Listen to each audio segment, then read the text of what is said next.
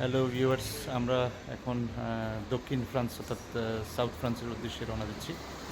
তো ঘর থেকে বের হওয়ার প্র্যাকটিক্যালে ঠিক আছে, আপনারা আমাদের সাথে থাকবেন। আমরা এখন প্রতিমধ্যে অর্থাৎ একটু করে বিশ্রামের জন্য দাঁড়িয়েছি, বেশিক্ষণ থাকবো না। সেতুদা, সানিপাজি, সত্যদা,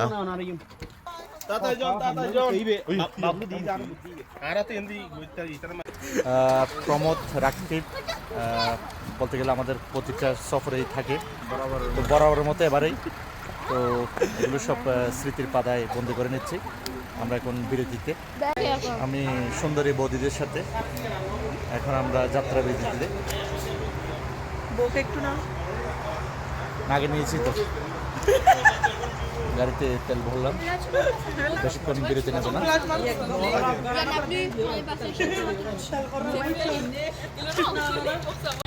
এখন আমরা প্রতিমধ্যে বিরতিতে রাতের খাবার।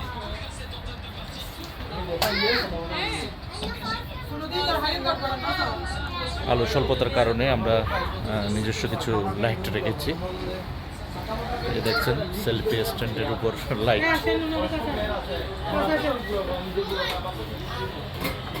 পাপা কি করছো? অনেক টায়ার্ড, গাড়িতে জিনিসপত্র অনেক বেশি হতে ভালো করে বসতে পারেনি। তারপরে আনন্দটা হচ্ছে সেরা। এদিকেও লাইট,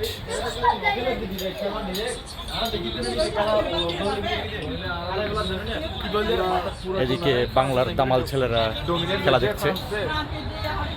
আমরা আসলে হতাশ, ফ্রান্স আমরা এবারে খুব একদম নিশ্চিত ছিলাম যে এবারে বিশ্বকাপ নিয়ে যাবে, কিন্তু ফ্রান্স আমাদের হতাশ করলো। আসলে জীবনে এরকমই হয় যে মানুষ ভাবে হয় আরেক, না হলে এত সুন্দর একটি দল, এত গোছানো একটি দল, এত মানে পুরো বিশ্বের 4 থেকে 5 জন সেরা স্ট্রাইকার এই ফ্রান্স দল, তারপরেও ফ্রান্স কেমন জানি হতাশ করলো।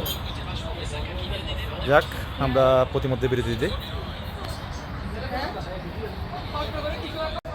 প্রান্তি, অহনা, এলোরা, পৃথুলা, আমরা মধ্যবিরতিতে, ওরা ভাত খাচ্ছে আর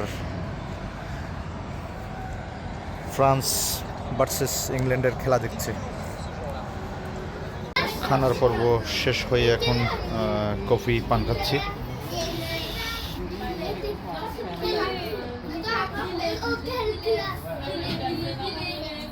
আমাদের রিপনদা ব্লগ করতেছে ঘুরে ঘুরে, করা ব্লগার। ফ্রান্স ভার্সেস ইংল্যান্ডের খেলা প্রতিমধ্যে বিরতিতে।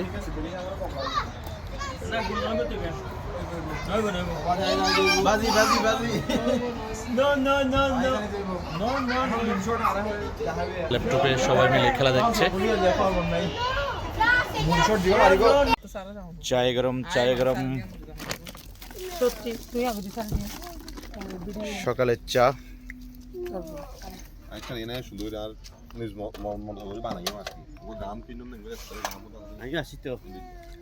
সেতুদেও চলে আসলো, সকালের চায়ের আয়োজন। গুরু তো নিচে যাওয়ার পর খেজুর গাছ নিয়ে ব্যস্ত হয়ে যাবে, তাই ওখানে গেলে তার পাওয়াটা, তাই আমি গুরুকে মানে প্রতিমধ্যে স্মৃতি হিসেবে রেখে দিচ্ছি। এই যে দেখেন